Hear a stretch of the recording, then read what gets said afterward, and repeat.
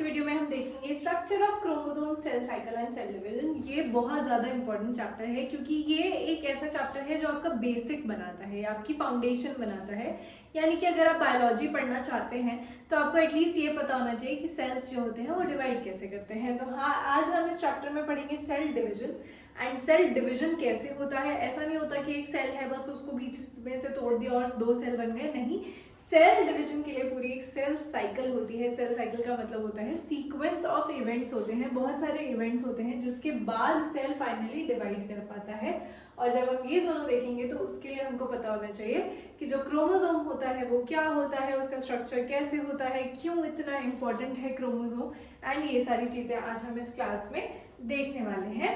तो चलिए स्टार्ट करते हैं। अब हमने बोला सेल डिवीजन, तो चाहे एक अमीबा हो यानी एक यूनिसेल्युलर ऑर्गेनिज्म हो, या फिर कोई मल्टी सेल्युलर ऑर्गेनिज्म हो, बड़ा सा हाथी हो, या फिर मैं हूँ, या फिर आप हैं, या फिर कोई पौधा है, प्लांट है, सारे ही जो लिविंग ऑर्गेनिज्म हैं उनकी बॉडी में सेल डिवीजन होता है।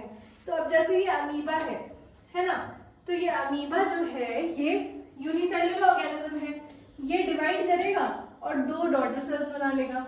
तो this is a type of reproduction in amoeba. तो जो यूनिसेल्युलर ऑर्गेनिज्म है जब वो सेल डिवीजन करते हैं यानी इसका सेल डिवाइड करेगा, क्योंकि एक सेल है और वही सेल डिवाइड करेगा तो 2 सेल बन जाएंगे, 2 डॉटर सेल बन जाएंगी। तो ये तो इनमें एक रिप्रोडक्शन का तरीका भी हो गया। लेकिन हमारी बॉडी में जो एनिमल्स की बॉडी में, प्लांट्स की बॉडी में जो सेल डिवीजन होता है उसके कुछ अलग एस्पेक्ट्स होते हैं। जैसे हमारी बॉडी में 2 टाइप के मतलब सेल डिवीजन होते हैं। एक होता है माइटोसिस और एक होता है मियोसिस। ये दोनों नाम आपने काफी बार सुने होंगे और बहुत सारे बच्चों को नामों से बड़ा डर लगता है कि मैम ये है क्या और क्यों है और हम क्यों पढ़ रहे हैं इसके बारे में। तो बेटा जो माइटोसिस और मियोसिस है सबसे ज्यादा इंपॉर्टेंट 2 प्रोसेसेस हैं, 2 टाइप के सेल डिवीजन है। माइटोसिस से हमारी बॉडी जैसे ग्रो करती है, हमारी बॉडी ग्रो करती है। क्या मतलब हुआ मैम? देखो, हम सब ने, चाहे कोई प्लांट हो या फिर मैं हूँ या फिर ये एलिफेंट्स हैं इतने बड़े बड़े, हम सब ने अपनी लाइफ स्टार्ट करी थी एक सेल से। वो एक सेल क्या था? जाइगोट। और जाइगोट से आज हम एक सेल से आज हम millions and trillions and zillions of cells हो चुके हैं। तो इसका मतलब हमने ग्रो करा है। कैसे ग्रो करा है? सेल डिवीजन से ग्रो करा है। अगर किसी को कोई चोट लग जाती है ना, किसी को कोई चोट लग जाती है तो कुछ नंबर ऑफ सेल्स गिर जाते हैं और फिर वहां पे नए सेल्स आ जाते हैं। तो यानी रिपेयर का काम अगर है तो वो भी सेल डिवीजन से होगा। फिर अगर हमें कुछ सेल रिप्लेस करना है, अगर हमें कोई सेल रिप्लेस करना है, जैसे आरबीसी जो होता है उसका लाइफ साइकिल होता है 120 दिन का, तो 120 दिन बाद तो आरबीसी मर जाएंगे और आरबीसी खत्म हो जाएंगे तो हम भी खत्म हो जाएंगे। तो ऐसा नहीं होने देती हमारी बॉडी और वो जो सेल्स मर गए हैं उनको रिप्लेस कर देती है अगेन सेल डिवीजन से। तो ये जो तीनों मेथड्स हैं ये तो माइटोसिस में हम पढ़ते हैं। मियोसिस में हम पढ़ते हैं जो सेक्सुअल रिप्रोडक्शन होता है, जो सेक्सुअल रिप्रोडक्शन होता है उसमें जो गैमीट्स बनते हैं बेटा वो मियोसिस से बनते हैं। तो आज हम इस चैप्टर में ये सारी चीजें देखने वाले हैं। अब चलते हैं आगे। तो आगे देखते हैं भाई, अगर हम किसी सेल को देखेंगे तो उसमें हमको इस टाइप का कुछ स्ट्रक्चर दिखेगा जिसमें बीच में उसका न्यूक्लियस होता है एंड बाकी का सेल दिखता है। लेकिन हम न्यूक्लियस के अंदर क्या है वो उतना ध्यान से नहीं देख पाते हैं। तो न्यूक्लियस के अंदर बेटा वैसे होता क्या है देख लेते हैं। क्या होता है न्यूक्लियस के अंदर? न्यूक्लियस के अंदर होता है क्रोमेटिन मटेरियल। न्यूक्लियस के अंदर होता है क्रोमेटिन मटेरियल। और क्रोमेटिन मटेरियल जो होता है वो 2 चीजों से बनता है। 2 चीजें क्या क्या है? एक है बेटा डीएनए और दूसरा है बेटा प्रोटीन। तो एक जो होता है वो डीएनए होता है क्रोमेटिन मटेरियल में और एक प्रोटीन होता है। लेकिन कभी कभी जब सेल डिवाइड करने वाला होता है तो ये जो हमारा न्यूक्लियस है ना वो हमें एज इट इज नहीं दिखेगा, वो हमें कुछ इस तरीके से दिखेगा क्रोमोसोम की फॉर्म में। यानी कि ध्यान दीजिएगा मेरी बात पे। देखिए इसके अंदर एक फाइबर है, क्रोमेटिन फाइबर, ठीक है। अब जब सेल डिवाइड करने वाला होगा तो ये जो क्रोमेटिन फाइबर है ये ऐसे कंडेंस हो जाता है, बहुत ज्यादा कंडेंस हो जाता है। जब ये इतना ज्यादा कंडेंस हो जाता है तो अब हम इसको क्रोमेटिन फाइबर नहीं बोलते, अब हम इसको बोलते हैं कि ये बन गया है क्रोमोसोम। तो जब सेल डिवाइड करने वाला होगा तो हम जब सेल को स्टेन करके देखेंगे तो हमको ऐसे थ्रेड्स दिखेंगे। इन थ्रेड्स को, क्योंकि कलरफुल थ्रेड्स हैं, ये कलर एक्वायर कर लेते हैं, कलर्ड बॉडीज बनाते हैं, इनको हमने बोल दिया क्रोमोसोम। इनको हमने बोल दिया बेटा क्रोमोसोम। एंड क्रोमोसोम का मतलब होता है कलर्ड बॉडीज। कलर्ड बॉडीज बोलते हैं इनको। सबसे पहले देखा था वॉल्टर फ्लेमिंग ने, जब वो देख रहे थे सैलमेंडर का लार्वा कैसे डिवाइड करता है, उस टाइम इन्होंने इसको देखा था और ये कलरफुल थ्रेड लाइक स्ट्रक्चर थे, तो इन्होंने इसको बोला क्रोमोसोम। यानी क्रोमोसोम कुछ नहीं है। अगर आप सेल को देखेंगे, सेल के न्यूक्लियस के अंदर क्रोमेटिन फाइबर होता है। क्रोमेटिन फाइबर जब कंडेंस हो जाता है तो वो बन जाता है ऐसा, और इसको बोलते हैं क्रोमोसोम। ये कुछ ऐसा ही है जैसे आपकी दादी स्वेटर बनाती होंगी, है ना। आपकी दादी जब स्वेटर बनाती होंगी तो ये ऊन का गोला है एक, है ना। अब दादी ने क्या किया, दो ऐसे ऐसे करके क्या बोलते हैं उसको, सिलाई को इंग्लिश में क्या बोलते हैं मुझे कमेंट सेक्शन में बताना। तो इन्होंने इससे सिलना शुरू करा और इन्होंने बना दिया आपके लिए स्वेटर। तो एक थी ऊन और दूसरा क्या है, स्वेटर। स्वेटर क्या है, जब हमने धागे को ऐसे वीव कर दिया, कंडेंस कर दिया, एकदम पास पास आ गए धागे, तो उससे स्वेटर बन गया ना। इसको हमने बोला ऊन, इसको हमने बोला स्वेटर। वैसे ही इसको हमने बोला क्रोमेटिन फाइबर, और जब ये कंडेंस हो गया इसको हमने बोल दिया क्रोमोसोम। इसको सबसे पहले देखा था वॉल्टर फ्लेमिंग ने सैलमेंडर के लार्वा में, एंड उनको ये कलरफुल थ्रेड्स दिखे थे तो इन्होंने इसका नाम रखा क्रोमोसोम, यानी कि कलरफुल बॉडीज। अब चलते हैं बच्चों आगे। हमने बोला क्रोमेटिन फाइबर बना है डीएनए एंड प्रोटीन से।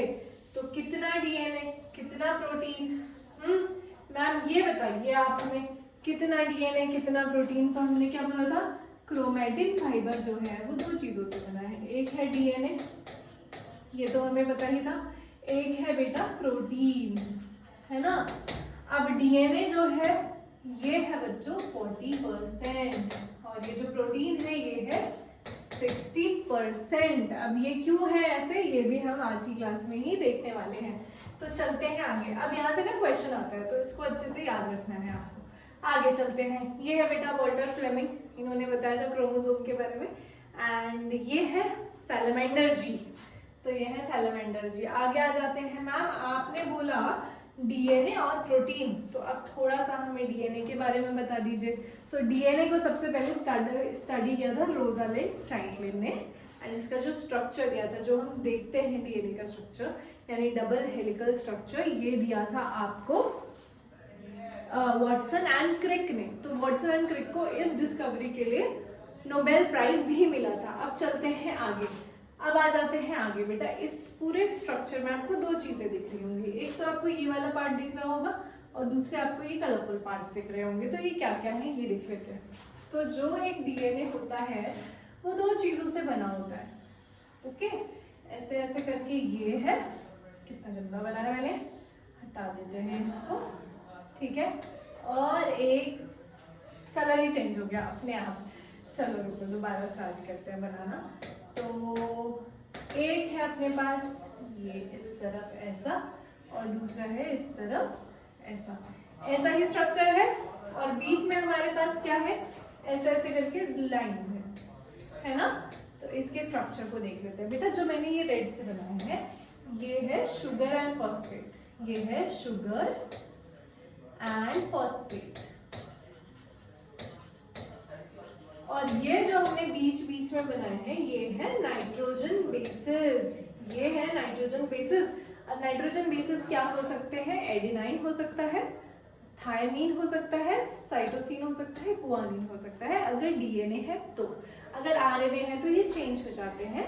जो थायमीन है उसको रिप्लेस कर देता है यूरासिल। दोबारा तो जो डीएनए होता है डबल हेलिकल स्ट्रक्चर, जिसको दिया था वॉटसन एंड क्रिक ने, जिसके लिए इनको नोबेल प्राइज भी मिला था। इसमें जो बैकबोन होती है जिसके ऊपर पूरा स्ट्रक्चर टिका हुआ है वो शुगर और फॉस्फेट की बनती है, और ये जो आप बीच में देख रहे हैं नाइट्रोजन बेसिस हैं। क्या क्या हो सकते हैं nitrogen bases, adenine, thymine, cytosine, guanine.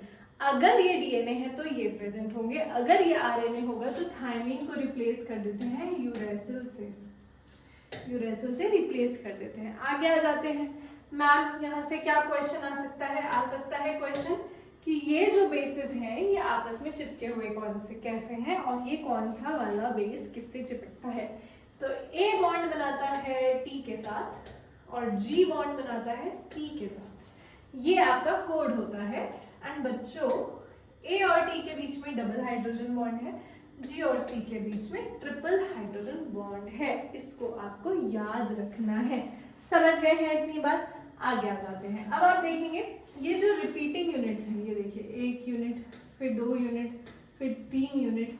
ये जो डीएनए होता है ये एक मैक्रो मॉलिक्यूल होता है, बहुत बड़ा मॉलिक्यूल होता है। एंड ये बना होता है कुछ रिपीटिंग यूनिट से, रिपीट होते रहते हैं। ठीक है, इस रिपीटिंग यूनिट को बोलते हैं न्यूक्लियो TIDE, न्यूक्लियोटाइड बोलते हैं। कौन कौन आएगा न्यूक्लियोटाइड में? न्यूक्लियोटाइड में आएगा phosphate, sugar and nitrogen base. अब चलते हैं बच्चों आगे, अपने नेक्स्ट पेज पे चलते हैं। तो देखिए फॉस्फेट ग्रुप हो गया, शुगर हो गया और नाइट्रोजन बेस हो गया। नाइट्रोजन बेस क्या हो सकते हैं? अभी अभी हमने बात करी एडेनाइन, थायमिन, साइटोसिन, गुआनिन। तो A बॉन्ड बनाएगा T के साथ और G बॉन्ड बनाएगा C के साथ, triple hydrogen bond, double hydrogen bond. समझ गए हैं?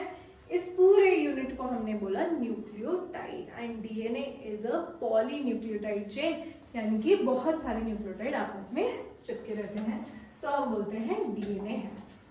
ठीक है, आगे चले। अब चलते हैं स्ट्रक्चर ऑफ डीएनए पे। तो ये हम काफी देख भी चुके हैं। देखिए ये एक सेल है, ठीक है, सेल के बीच में न्यूक्लियस है, न्यूक्लियस के अंदर क्रोमैटिन मटेरियल है। ओके, क्रोमैटिन मटेरियल से ही क्रोमोसोम बनता है। जब ये हाईली कंडेंस हो जाता है, ऐसे कंडेंस हो जाता है, तो इसको क्रोमोसोम बोल देते हैं। समझ रहे हैं आप लोग? यस और नो? चलिए, अब अगर मैं इसको खोल दूंगी तो ये ऐसे ऐसे ऐसे ऐसे करके मेरे को यूनिट्स मिलेंगे, ऐसे ऐसे करके। ठीक है, अब ये यूनिट्स किसकी है? ये जो है ये डीएनए है, तो ये क्या होगा बच्चों? डीएनए होगा।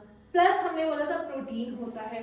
तो यहाँ पे अगर आप ये वाला स्ट्रक्चर देखेंगे आपको सिर्फ गोली गोली टाइप दिख रहा होगा, तो इसको बेटा एक बार समझ लेते हैं, बहुत ध्यान देना है आपको। ठीक है, ये देखिए, ये देखिए, ठीक है, डीएनए हम ले लेते हैं रेड कलर का। तो ये इसके ऊपर डीएनए लिपटा हुआ है, ये इसके ऊपर डीएनए लिपटा हुआ है, ऐसे ऐसे करके। समझ गए हैं? तो डीएनए जो होता है बेटा 2 मीटर तक डीएनए हो सकता है इतने छोटे से सेल में। 6 माइक्रोमीटर की सेल में इतना ज्यादा डीएनए, बहुत ज्यादा डीएनए हो सकता है। तो वो कैसे होता है? क्योंकि डीएनए जो होता है ना बेटा, वो प्रोटीन के चारों तरफ लिपटा रहता है। तो ये एक बॉल है, इसके चारों तरफ डीएनए से लिपटा हुआ है। तो देखिए ये जो बॉल है ये है प्रोटीन की, TEIN, और ये जो है ये आपका डीएनए है, ये है आपका डीएनए। प्रोटीन के ऊपर बच्चों, प्रोटीन के ऊपर नेगेटिव नहीं पॉजिटिव चार्ज होता है, डीएनए के ऊपर नेगेटिव चार्ज होता है। तो नेगेटिव और पॉजिटिव आपस में से चिपके रहते हैं। इस पूरी यूनिट को जिसमें प्रोटीन है और डीएनए है, इसको बेटा हम बोल देते हैं न्यूक्लियोसोम। यहाँ से भी क्वेश्चन आता है, तो बिल्कुल बेसिक है। डीएनए और प्रोटीन की एक प्रोटीन की बॉल को हम बोल देंगे न्यूक्लियोसोम। अब आगे आ जाते हैं, मैम कौन सा प्रोटीन है? मैम प्रोटीन तो बहुत सारे हैं, प्रोटीन तो बहुत सारे होते हैं। ये है बेटा हिस्टोन, हिस्टोन प्रोटीन होता है और हिस्टोन प्रोटीन की 8 यूनिट्स चिपकी हुई रहती हैं। हिस्टोन प्रोटीन की 8 यूनिट चिपकी हुई रहती हैं, तो हम इसको बोलते हैं हिस्टोन ऑक्टामर। अब आप बोलेंगे कि मैम ये क्या बता दिया आपने? तो एक और बात देख लेते हैं बेटा। सेल होता है, सेल में क्रोमैटिन मटेरियल होता है। क्रोमैटिन मटेरियल किससे बना होता है? डीएनए प्लस प्रोटीन से। जब ये क्रोमैटिन मटेरियल कंडेंस हो जाता है, कब होगा कंडेंस? जब सेल डिवाइड करने वाला होगा तो कंडेंस हो जाएगा, तो ये बन जाएगा क्रोमोसोम। अगर मैं क्रोमोसोम को खोल दूंगी तो आपको इस टाइप का स्ट्रक्चर मिलेगा, इस टाइप का स्ट्रक्चर मिलेगा जिसमें हिस्टोन प्रोटीन है, ये गोली गोली जो आपको दिख रही है, और उसके ऊपर डीएनए लिपटा हुआ है, इस टाइप का स्ट्रक्चर। ठीक है, क्यों होता है ऐसा? क्योंकि डीएनए बहुत ज्यादा प्रेजेंट होता है सेल में, तो उसको कॉम्पैक्ट करने के लिए, है ना। जैसे कि अब मेरे पास ये धागा है, ठीक है, मेरे पास ये धागा है, देखिए ये कितना बड़ा धागा है, कितना बड़ा धागा है ये, है ना। लेकिन अगर मुझे इस धागे को छोटी सी एरिया में यहाँ पे कवर करना होगा तो मैं इसको ऐसे ऐसे ऐसे ऐसे, ऐसे कॉइल कर दूंगी अगर, तो देखो कितनी छोटी एरिया में आ जाएगा ये। समझ गए हैं आप? तो ऐसे डीएनए प्रेजेंट होता है आपके सेल के अंदर। एंड ये जो डीएनए है इसके ऊपर नेगेटिव चार्ज है, जो प्रोटीन है उसके ऊपर पॉजिटिव चार्ज है। समझ गए हैं? आगे चले। प्रोटीन की कितनी यूनिट्स हैं टोटल? 8 यूनिट। यानी एक बॉल, ये जो एक बॉल बनाई है मैंने, उसमें 8 यूनिट्स ऑफ प्रोटीन लगे हुए हैं। समझ गए हैं? इसको हमने बोल दिया न्यूक्लियोसोम। अब चलते हैं आगे, ठीक है। स्ट्रक्चर ऑफ क्रोमोसोम देख लेते हैं। तो हमने क्या बोला कि डीएनए जब ऐसा ऐसा ऐसा हाईली कॉइल्ड हो जाता है तो हम उसको बोल देते हैं क्रोमोसोम बन गया है। देख रहे हैं आप यहाँ पर, ठीक है। तो ये आपका क्रोमोसोम है। क्रोमोसोम में शॉर्ट आर्म हो सकती है, लॉन्ग आर्म हो सकती है।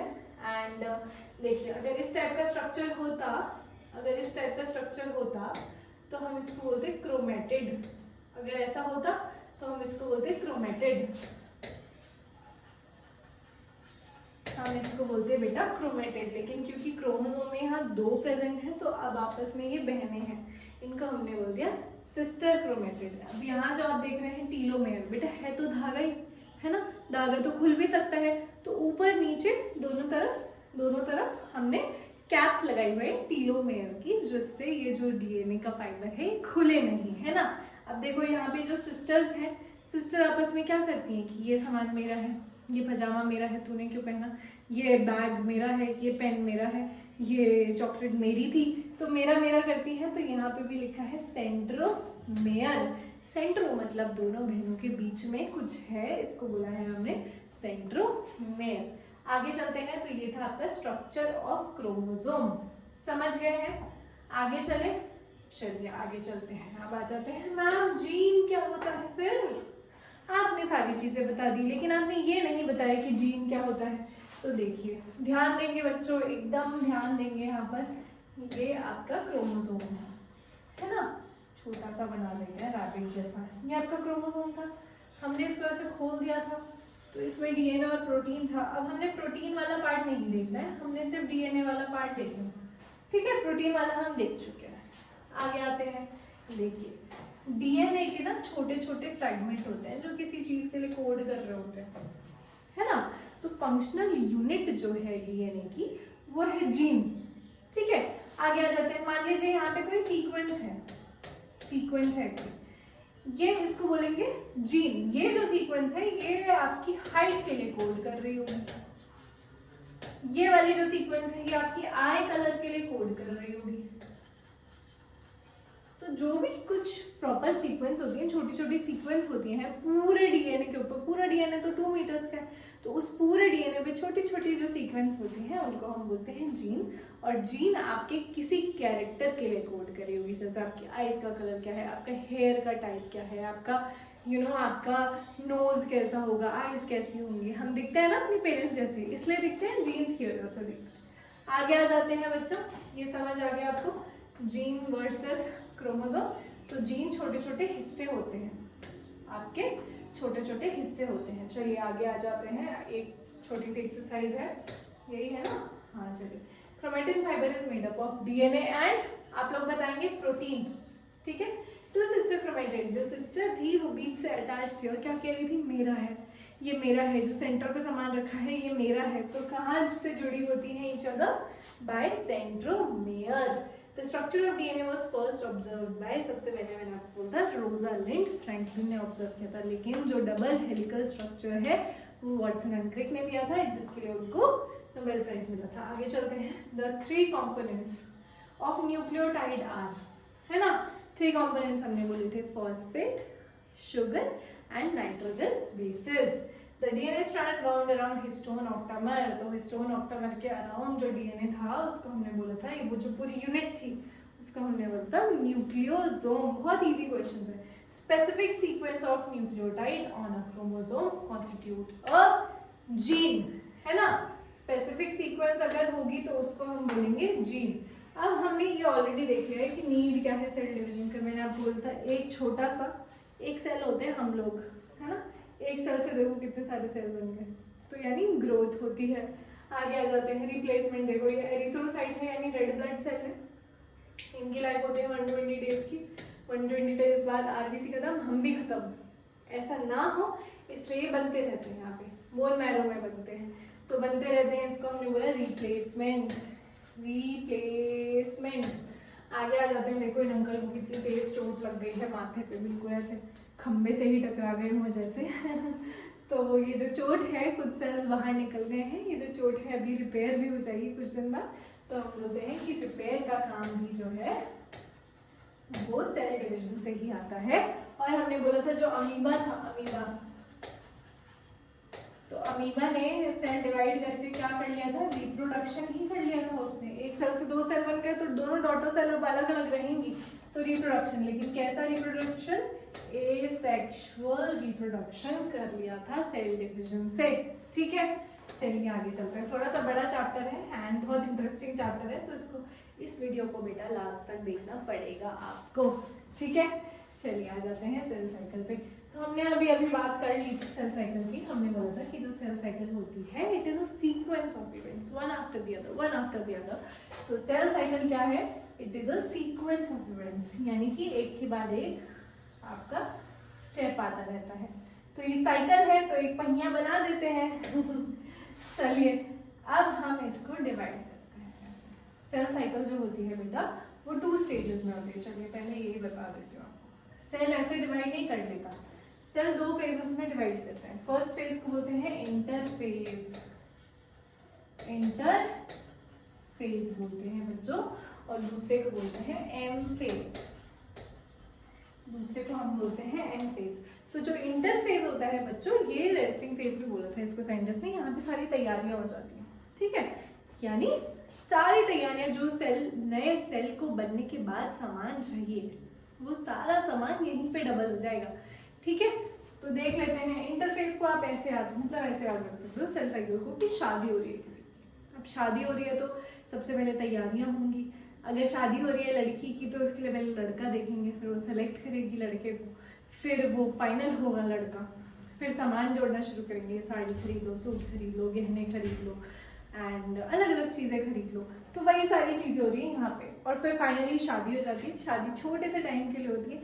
शादी 5-6 दिन का फंक्शन होता है, हल्दी, मेहंदी, कॉकटेल एंड फिर शादी, फिर रिसेप्शन। 4-5 दिन का फंक्शन होता है, लेकिन उस 4-5 दिन की तैयारी कई महीने पहले से शुरू हो जाती है। तो वैसा ही है इंटरफेज एंड एम फेज। तो इंटरफेज में तैयारियां हो रही होती है, ये प्रिपरेशन वाला फेज है, यहाँ पे हम प्रिपेयर कर रहे हैं। ठीक है, तो जब साइंटिस्ट ने इस फेज को देखा था तो उनको कोई मूवमेंट नजर नहीं आया। उन्होंने बोला ये बेकार है यार, यहाँ तो कुछ हो ही नहीं रहा। तो उन्होंने बोला इसको रेस्टिंग फेज है भाई, यहाँ तो रेस्ट हो रहा है, यहाँ कोई काम नहीं हो रहा, बल्कि एक्चुअली सारा काम इंटरफेज में ही होता है। ये जो इंटरफेस होती है ये 95% टाइम लेती है सेल साइकिल का, और जो बची हुई 5% टाइम वो एम फेज लेता है। समझ गए? आगे चले। इंटरफेज में भी आगे हमने इसको 3 में डिवाइड किया है, यानी G1, S एंड G2। ठीक है, और एम फेज को भी आगे हमने 2 में डिवाइड करा है, यानी सबसे पहले न्यूक्लियस डिवाइड होगा, कैरियो काइनेसिस, और उसके बाद साइटोकाइनेसिस। तो सबसे पहले कैरियोकाइनेसिस होता है, उसके बाद साइटोकाइनेसिस होती है। कैरियन मतलब न्यूक्लियस, तो सबसे पहले डिवाइड होगा अपना nucleus, nuclear division, nuclear division, और यहाँ पे होगा सेल डिवीजन। साइटो मतलब सेल होता है, वैसे भी हमको याद ही है। आगे चलते हैं बेटा, G1 एंड G2 में क्या होता है ये आप लोग ऐसे लिखते जाना, ठीक है। तो G1 फेज में साइटोप्लाज्म बढ़ जाएगा, ठीक है, ऑर्गेनेलीज बढ़ जाएंगी, और आपका कुछ एंजाइम सिक्रीट हो जाएंगे, कुछ एंजाइम डबल हो जाएंगे, कुछ प्रोटीन डबल हो जाएंगे। तो ये सारी चीजें होती हैं। इसको थोड़ा सा साफ साफ लिख देती हूँ, साइटोप्लाज्म डबल हो जाएगा, ऑर्गेनेली डबल हो जाएगी, ये सारी चीजें होंगी। नेक्स्ट है बेटा एस फेज। एस फेज का फुल फॉर्म होता है सिंथेसिस फेज। अब नाम ही अगर सिंथेसिस फेज है तो कुछ तो जरूरी बन रहा होगा सिंथेसिस फेज में। सिंथेसिस फेज में वेरी वेरी वेरी इंपॉर्टेंट यहाँ बनता है बच्चों डीएनए। अब डीएनए बन रहा है तो डीएनए किसके साथ होता है? चिपका हुआ। डीएनए होता है चिपका हुआ किसी से, किससे चिपका होता है? प्रोटीन से चिपका होता है। तो यहाँ पे प्रोटीन बनेगा। कौन सा प्रोटीन बनेगा? हिस्टोन। यहाँ पे कौन बनेगा? हिस्टोन प्रोटीन बनेगा। और नाम है सिंथेसिस फेज। तो यहाँ एक बहुत इंपॉर्टेंट ऑर्गेनेली बनने वाली है जो सेल डिवीजन में मदद करती है। ऑर्गेनेली का नाम है सेंट्रियोल। सेंट्रियोल, समझ गए हैं? अब है आगे G2 फेज। G2 फेज में कुछ ऑर्गेनेलीज डबल होती हैं, एंजाइम्स डबल होते हैं, एटीपी डबल होते हैं। तो यहाँ पे बेटा बनेंगे प्रोटीन, यहाँ पे बनते हैं प्रोटीन, कुछ एंजाइम बनते हैं, ठीक है। माइटोकॉन्ड्रिया यहाँ बनता है। माइटोकॉन्ड्रिया मतलब बहुत अलग है। माइटोकॉन्ड्रिया और क्लोरोप्लास्ट दो ऐसी ऑर्गेनेलीज हैं जिसमें अपना खुद का डीएनए होता है, जिसमें अपना खुद का राइबोसोम होते हैं। तो राइबोसोम अपना खुद का प्रोटीन बनाते हैं। तो ये कहते हैं हम सारे ऑर्गेनेली के साथ नहीं डिवाइड करेंगे, हम अलग से डिवाइड करेंगे। कब करेंगे? G2 फेज में करेंगे। तो माइटोकॉन्ड्रिया, क्लोरोप्लास्ट, और आरएनए वगैरह डबल हो जाता है, कुछ प्रोटीन डबल हो जाते हैं, यहाँ पे भी आरएनए डबल होता है। समझ गए? तो अब जो हमारा सेल था उसने सारी चीजें डबल डबल कर ली कि एक एसी था घर में, 2 एसी लगवा दिए, है ना, क्योंकि नए मेहमान आने वाले हैं। तो सारा सामान जो जो सेल को चाहिए जिंदा रहने के लिए, इंडिपेंडेंट एग्जिस्टेंस के लिए, वो हमने सारा डबल कर लिया। ठीक है, आगे चलते हैं। अब है अपने पास कैरियोकाइनेसिस, यानी कि न्यूक्लियर डिवीजन होगा। न्यूक्लियर डिवीजन के लिए बच्चों हमें, अब भाई न्यूक्लियस डिवाइड कर रहा है तो बहुत कॉम्प्लेक्स मेथड होता है, इसको हमें समझना भी पड़ेगा। ठीक है, तो न्यूक्लियर डिवीजन में बहुत सारे स्टेप होते हैं। आप ऐसे याद रखेंगे PMAT, तो आप याद रखेंगे PMAT, जैसे CSAT होता है वैसे ही PMAT याद रखना है।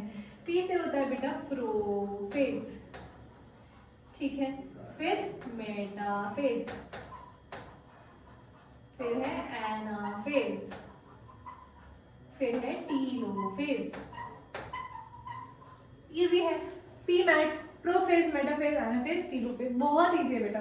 जब मैं आपकी उम्र की थी तो मैं भी बहुत डरती थी इस चैप्टर से, पर अब जब एक बार ये चैप्टर समझ आ जाएगा आपके दिमाग से कभी निकलेगा ही नहीं। ठीक है, तो PMAT के फॉर्म में ये न्यूक्लियस डिवाइड करता है, क्योंकि यहाँ पे हमको डीएनए डिवाइड करना है, और डीएनए इस तरीके से जाना चाहिए दूसरे सेल में कि सारा का सारा जाए। ऐसा ना हो कि सिर्फ ऊपर ऊपर की बॉडी का डीएनए चला गया, नीचे की बॉडी का डीएनए नहीं चला, तो जो नया इंडिविजुअल बनेगा उसका आधा शरीर तो बन जाएगा, आधा बन ही नहीं पाएगा, तो कोई फायदा ही नहीं है सेल डिवीजन का। आगे चलते हैं। साइटोकाइनेसिस प्लांट्स और एनिमल्स में अलग अलग होता है। तो प्लांट्स में अलग होता है, एनिमल्स में अलग होता है। प्लांट्स में क्योंकि सेल वॉल होती है तो इसलिए इसका जो डिवीजन है ये अलग तरीके से होता है। यहाँ पे अंदर से फोर्स निकलती है, सेंट्रीपिटल फोर्स होती है, सेंट्रीफ्यूगल, यहाँ पे सेंट्रीफ्यूगल फोर्स होती है, बाहर की तरफ फोर्स लगती है, और यहाँ पे सेंट्रीपिटल फोर्स लगती है, सेंट्रीपिटल। ठीक है, इसका एक बार स्क्रीनशॉट ले लो फटाफट, बहुत इंपॉर्टेंट है बच्चों, वेरी इंपॉर्टेंट। आगे चलते हैं। ठीक है, चलिए, ये है रेस्टिंग फेज, ये है डिवाइडिंग फेज। यहाँ पे सारी चीजें डबल हो जाएंगी, G1S, G2, एंड यहाँ पे karyokinesis, cytokinesis, nuclear division, cell division. आगे चले तो ये मुझे पूरा मिटाना पड़ेगा, ठीक है, तो आप एक और बार देख लीजिए इसको, स्क्रीनशॉट अगर लेना है तो ले लीजिए, फिर आगे चलते हैं। पूरा मिटाना पड़ेगा क्योंकि, चलिए अब चलते हैं बच्चों आगे, और आगे देखते हैं कि हमें क्या पढ़ना है आगे, है ना। चलिए, अब अगर मैं इसको रिप्रेजेंट करूं सेल साइकिल को, तो मैं एक गोला बनाऊंगी, ठीक है, मैं बनाऊंगी एक राउंड, इसको मैं डिवाइड करूंगी 2 में, ठीक है, इसको हमने डिवाइड कर दिया ऐसे। अब ये जो बड़ा वाला है ये क्या होगा, देखिए यहाँ से यहाँ तक, यहाँ से यहाँ तक ये वाला फेज जो है ये है बेटा इंटरफेज, इंटरफेज है। और ये जो बेचारा हमारा बचा कुचा पार्ट है ये है बेटा एम फेज। तो यहाँ लिख देते हैं एन फेज लिख देते हैं, ठीक है। आगे चलते हैं। अब इंटरफेस को भी हमने डिवाइड किया है ना बेटा, डिवाइड किया था, हमने बोला था G1, हमने बोला था G1 फेज होता है, S फेज होता है, G2 फेज होता है, गैप 1 सिंथेसिस, गैप 2, एंड यहाँ पे हमने बोला था PMAT, P बैंड, PMAT यानी प्रोफेज, मेटाफेज, एनाफेज, टेलोफेज, और ये फिर है साइटोकाइनेसिस। समझ गए हैं। अब कुछ सेल होते हैं, कुछ सेल कहते हैं यार ये इतनी मेहनत, इतनी सेल साइकिल हमसे तो नहीं हो पाएगी, तो हम नहीं करना चाहते सेल साइकिल। तो उनको सेल साइकिल बोलती है कि चलो तुम एक काम करो, तुम ना G1 से ही पलटी मार लो, G1 से ही बाहर निकल जाओ, और G1 से बाहर निकल के G0 में चले जाओ। इसको बोलते हैं क्वेसेंट फेज, यानी कि इस फेज में सेल डिवाइड नहीं करता है। समझ गए हैं। तो क्वेसेंट फेज में चले जाता है। पर अगर इस सेल को लगे कि नहीं यार बहुत हो गया, बहुत हो गया, चलिए मैं भी इस जीवन चक्र में आ जाता हूँ, मैं भी सेल डिवीजन कर लेता हूँ, तो इसको वापस से G1 फेज में ही आना पड़ेगा। समझ गए हैं। तो ये है आपकी पूरी सेल साइकिल। इसका भी एक बार स्क्रीनशॉट ले लीजिए।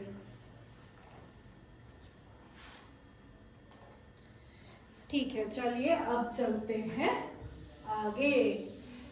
अब चलते हैं आगे। सेल साइकिल हमें समझ आ गया। अब हमें सीखना है प्रोफेज, मेटाफेज, एनाफेज और टीलोफेज के बारे में। चलते हैं, निकलते हैं बेटा। ये आपकी सेल साइकिल है, देखिए, है ना। तो G1 ग्रोथ, ठीक है, गैप 1, फिर सिंथेसिस, एंड फिर प्रिपरेशन फॉर माइटोसिस, एंड फिर ये माइटोसिस। देखो कितना छोटा सा है माइटोसिस वाला फेज।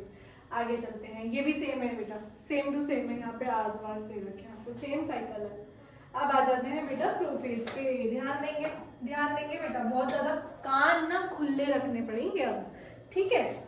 प्रोफेज में क्या हो रहा है, देखिए, ये आपका सेल है, सारी चीजें डबल हो चुकी हैं, सारी चीजें डबल हो चुकी हैं, डीएनए भी डबल हो चुका है, एस फेज में हो गया था, है ना। अब हम देखो कैरियोकाइनेसिस पढ़ रहे हैं। अब हम बेटा पढ़ रहे हैं कैरियोकाइनेसिस, यानी न्यूक्लियस कैसे डिवाइड करता है, तो वो पढ़ेंगे। अब सबसे पहले भैया डिवाइड करना है तुम्हें, है ना। एक घर को तोड़ के दूसरा घर बनाना है, तो पहले उसको तोड़ना पड़ेगा, यानी न्यूक्लियर मेम्ब्रेन देखो डीजेनरेट होनी शुरू हो जाएगी। न्यूक्लियर मेम्ब्रेन डीजेनरेट होनी शुरू हो जाती है, ठीक है। क्रोमोसोम्स हैं जो, वो कंडेंस होने शुरू हो जाते हैं। तो न्यूक्लियर मेम्ब्रेन तो हटनी शुरू हो गई, क्रोमोसोम्स जो थे वो कंडेंस होने शुरू हो गए, ऐसे ऐसे ऐसे ऐसे ऐसे थोड़े थोड़े स्टार्ट हो गए हैं, ठीक है, स्टार्ट हो गए हैं यहाँ पे, बिल्कुल ऐसे ऐसे ऐसे करके स्टार्ट हो गए हैं। और ये पूरा सेल है आपका, सेल तो पूरा ही बना देते हैं। समझ गए हैं। तो क्या क्या हुआ, हमने क्या क्या बोला, क्रोमोसोम बनने शुरू हो गए हैं, न्यूक्लियर मेम्ब्रेन हटनी शुरू हो गई है, एंड आपका जो ये था, ये सेंट्रियोल जो थे उनमें से वो अलग अलग तरफ जाने लग गए हैं, यानी यहाँ पे था, यहाँ पे था, अब ये दोनों ऐसे यहाँ पोल्स पे जाने लगेंगे, एक दूसरे के बिल्कुल ऑपोजिट आ जाएंगे, एंड इनमें से एस्टर्स बनने लगेंगे। एस्टर्स मतलब स्टार जैसा, देखो ऐसे ऐसे निकलने लग जाएंगे, रेडिएट होने लग जाएंगे फाइबर्स, स्पिंडल फाइबर्स। चलते हैं अब आगे। प्रोफेज के बाद क्या आता है, प्रोफेज के बाद आता है मेटाफेज। आगे चलते हैं, ठीक है, ये आ गया मेटाफेज। ध्यान देंगे बच्चों, ध्यान देंगे, बहुत ज़्यादा ध्यान देना पड़ेगा, बहुत ज़्यादा ध्यान देना पड़ेगा। अब हमारा प्रोफेज खत्म हो गया, तो प्रोफेज के लास्ट में क्या होता है, न्यूक्लियर मेम्ब्रेन हट गई है, न्यूक्लियस तो अब दिखेगा ही नहीं, मतलब न्यूक्लियर मेम्ब्रेन ही हट गई, ऑर्गेनेली दिखना बंद हो जाएंगे। Very very important, nuclear membrane हट गई, ऑर्गेनेली दिखना बंद हो गई है उसी सेल में, पर दिखनी बंद हो गई है सिर्फ। क्रोमोसोम पूरे कंडेंस हो चुके हैं, सेंट्रियोल्स दोनों ऑपोजिट साइड जा चुके हैं। अब आ जाते हैं मेटाफेज पे, ठीक है। मेटाफेज पे देखिए, ये जो क्रोमोसोम्स थे ये बीच में अरेंज हो गए, ठीक है। तो क्या हुआ है मेटाफेज में, मेटाफेज में बेटा ये जो क्रोमोसोम्स थे ये बीच में लाइन बना के खड़े हो गए कि भैया हमको तो यहाँ खड़े होना है बीच में, एक लाइन में खड़े हो गए, ये डिसिप्लिन आ गया इनकी बॉडी में। जैसे आप बना के खड़े होते हैं ना लाइन अपने स्कूल के असेंबली के टाइम, वैसे ही एक लाइन में खड़े हो गए। अब यहाँ पे आपके दो चीजें थी, सेंट्रियोल्स। सेंट्रियोल से निकलते हैं बेटा स्पिंडल फाइबर। स्पिंडल फाइबर निकल के ये आपके स्पिंडल फाइबर चिपक जाते हैं सेंट्रोमेयर पे। तो जो सेंट्रोमेयर है, सेंट्रोमेयर जो सिस्टर्स बोल रही थी ना मेरा है मेरा है मेरा है, उनके बीच में एक चीज प्रेजेंट थी, उसको बोलते हैं सेंट्रोमेयर। ठीक है, सेंट्रोमेयर पे आके ये चिपक गए। सेंट्रोमेयर पे एक डिस्क लाइक स्ट्रक्चर होता है, उसको बोलते हैं काइनेटोकोर। तो काइनेटोकोर से चिपक जाता है। ठीक है, समझ गए हैं? तो मेटाफेज में ये बीच में आके खड़ी हो जाएंगे सारी सिस्टर। अब आएगा एनाफेज, वेरी वेरी इंपॉर्टेंट। ठीक है, अब आएगा एनाफेज। एनाफेज पे आ जाते हैं, ये आ गया एनाफेज। अब ये जो बहनें थी, अब इनका अलग होने का टाइम आ गया। ऐसे खिंच जाएंगे, जो स्पिंडल फाइबर थे वो ऐसे खिंच जाएंगे, और जैसे ही स्पिंडल फाइबर खिंचेंगे तो एकदम से वो जो दोनों बहनें थी वो अलग हो जाएंगी। समझ गए? तो जैसे ही आपका स्पिंडल फाइबर छोटा हुआ तो वो बहनें अलग हो गई, तो वो टूट गई, बहनें टूट के बिखर गई वो बहनें। क्या हुआ है देखिए, एक बार इसको देख लेते हैं बच्चों। ये जो बहनें थी, तीन तीन बना लूं बेटा मैं ना, ठीक है। अब ये बहनें जो थी ये टूट गई हैं, बीच से सेंट्रोमेयर से टूट गई हैं। क्यों टूटी हैं? क्योंकि जो स्पिंडल फाइबर था वो छोटा होने लग गया। तो जो स्पिंडल फाइबर हमने यहाँ से दिए थे, स्पिंडल फाइबर प्रोटीन से ही बनता है, ये स्पिंडल फाइबर छोटे हो गए तो इन्होंने ऐसे पुल खा लिया दोनों को। समझ गए हैं? तो जो डीएनए था वो सेपरेट हो गया, डीएनए जो डुप्लीकेट हुआ था सिंथेसिस फेज में वो अब अलग हो गया। समझ गए हैं? तो अब यहीं से क्वेश्चन आता है कि जो सिस्टर क्रोमैटिड्स हैं वो अलग कब होंगी, मेटाफेज नहीं एनाफेज। ठीक है, चलते हैं आगे, देख लीजिए इसको ध्यान से। सिस्टर क्रोमैटिड्स अलग हो गई है। चलिए, ये है जब सिस्टर क्रोमैटिड्स अलग होती हैं तो अलग अलग शेप बनती है। जैसे टीलोसेंट्रिक की आई शेप बनेगी, कहाँ है मेरा पेन,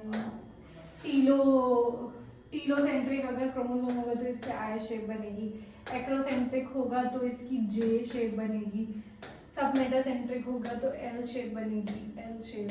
जब टूटेंगी ना बहनें तब मेटासेंट्रिक होगी तो वी शेप बनेगी, सॉरी वी शेप बनेगी। समझ गए हैं? चले आगे, चलिए अब आगे चलते हैं। एनाफेज हो गया, सिस्टर क्रोमैटिड्स अलग हो गई, ऑपोजिट चली गई, ऑपोजिट जाके अब ये डीकंडेंस हो जाएंगी। तो ये ऑपोजिट चली गई हैं और ये डीकंडेंस हो गई है जाके।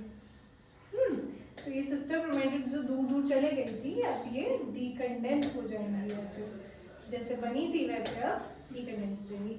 Telophase is the opposite of prophase, यानी प्रोफेज में न्यूक्लियर मेम्ब्रेन हटनी शुरू हुई थी, यहाँ पे बननी शुरू होगी। प्रोफेज में जो क्रोमोसोम्स थे वो कंडेंस होने शुरू हुए थे, यहाँ पे डीकंडेंस होने शुरू हो गए और यहाँ पे एक फरो डेवलप हो जाती है। यहाँ पे बेटा एक फरो डेवलप हो जाती है, अंदर को देख रहे हैं आप। अब ये फरो ऐसे छोटी होती रहेगी और ये सेल ऐसे ऐसे डिवाइड हो जाएगा। अगर एनिमल सेल होगा तो सेल फरो से डेवलप होगा, एनिमल सेल होगा तो जो साइटोकाइनेसिस है। टीलोफेज में हमारी कैरियोकाइनेसिस खत्म हो गई, दो न्यूक्लियस बन गए अलग अलग। अब साइटोकाइनेसिस होगी यानी सेल डिवाइड होगा। अगर एनिमल सेल है तो फरो डेवलप होगी बीच में और सेल ऐसे ऐसे ऐसे ऐसे ऐसे ऐसे ऐसे करके टूट जाएंगे, दोनों अलग अलग सेल बन जाएंगे। इसको बोलते हैं सेंट्रीपिटल फोर्स, इसको बोलते हैं हमने सेंट्रीपिटल, अंदर की तरफ फोर्स लग रही है। अगर लेकिन एनिमल सेल नहीं होगा, प्लांट सेल होगा, अब वहां पे तो सेल वॉल होती है बेटा।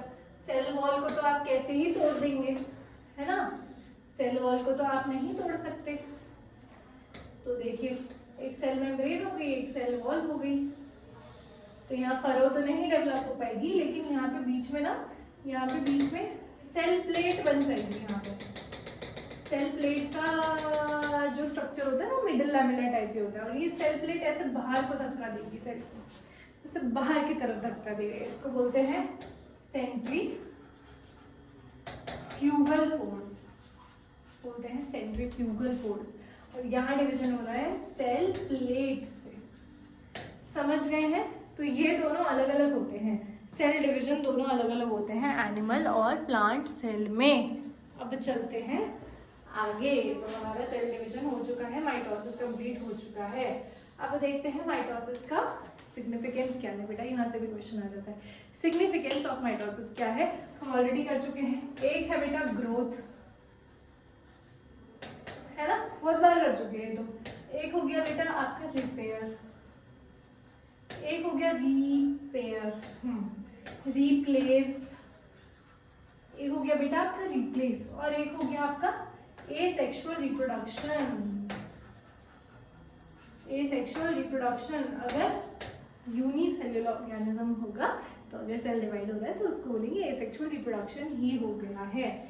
और क्या होता है यहाँ पे, जो क्रोमोसोमल नंबर है वो सेम रहता है, यानी कि ये एक सेल था, इससे दो सेल बने, लेकिन दोनों की प्लॉइडी सेम है। यानी अगर n था पेरेंट सेल, तो डॉटर सेल भी n होंगी, यानी हैप्लॉइड होंगी।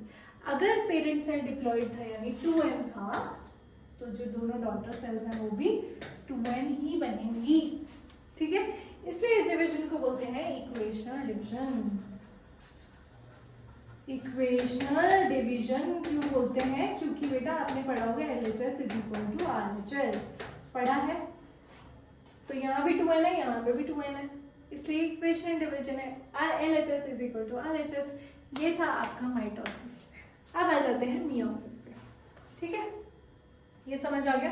ये NN क्या है बेटा, N का मतलब है कभी कभी सेल होते हैं हैप्लॉइड, 23 क्रोमोसोम होंगे तो हैप्लॉइड होगा, हैप्लॉइड मतलब हाफ नंबर ऑफ क्रोमोसोम होंगे। अगर हमारी बॉडी में 46 क्रोमोसोम है तो इसको बोलेंगे डिप्लॉइड, यानी कि पूरा सेट होगा। डबल तो क्या ही बोलूं, इसको बोलेंगे पूरा सेट होगा, है ना, फुल सेट ऑफ क्रोमोसोम। समझ गए, तो डिप्लॉइड से डिप्लॉइड, हैप्लॉइड से हैप्लॉइड। अगर माइटोसिस है तो, अगर मियोसिस है तो थोड़ा सा चेंज हो जाएगा यहाँ पर, थोड़ा सा बेटा यहाँ पर चेंज हो जाएगा। क्या, अब बेटा देखिए माइटोसिस खत्म हो गया है, अब आ जाते हैं मियोसिस पे। अब आ जाते हैं मियोसिस पे। मियोसिस क्या होता है, ये होता है रिडक्शनल डिवीजन। रिडक्शनल मतलब अब यहाँ पे नंबर ऑफ क्रोमोसोम बदल जाएंगे। देखिए जैसे एक सेल था, एक सेल पहले डिवाइड होगा तो दो सेल बनाएगा, और ये दो सेल आगे फिर से डिवाइड हो जाएंगे, तो ये अब बना देंगे 4 सेल। ठीक है, तो एक सेल से पहला डिफरेंस कि वहां पे एक सेल से 2 सेल बन रहे थे, यहाँ पे क्या हो रहा है, एक सेल से 4 सेल बन रहे हैं। अब ये सेल क्या था 2n, लेकिन बना क्या है, इससे जो डॉटर सेल्स बनी है 4, वो n बनी है, यानी यहाँ पे नंबर जो है वो रिड्यूस हो गया। तो इसको बोलेंगे रिडक्शनल डिवीजन बोल देंगे, इसको बोल देंगे बेटा रिडक्शनल डिवीजन। 2n से n बन गया, डिप्लॉइड से हैप्लॉइड बन गया। समझ गए, कहाँ पे होगा ये वाला डिवीजन, कहाँ पे होगा ये वाला डिवीजन, ये होगा गैमीट्स में। ये वहां होगा जहाँ पे गैमीट्स बनेंगे। कब बनते हैं गैमीट्स, सेक्सुअल रिप्रोडक्शन में गैमीट्स बनते हैं, यानी पोलन ग्रेन।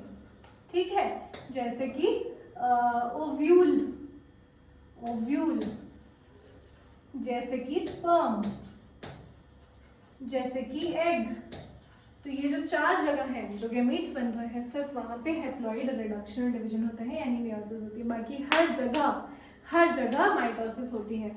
आगे चलते हैं बेटा, तो आगे चलते हैं कि इसकी सिग्निफिकेंस क्या है मैम, क्या जरूरत है, गैमीट्स में क्यों हो रहा है ये वाला डिवीजन। क्योंकि बेटा गैमीट्स का काम आता है सेक्सुअल रिप्रोडक्शन के टाइम।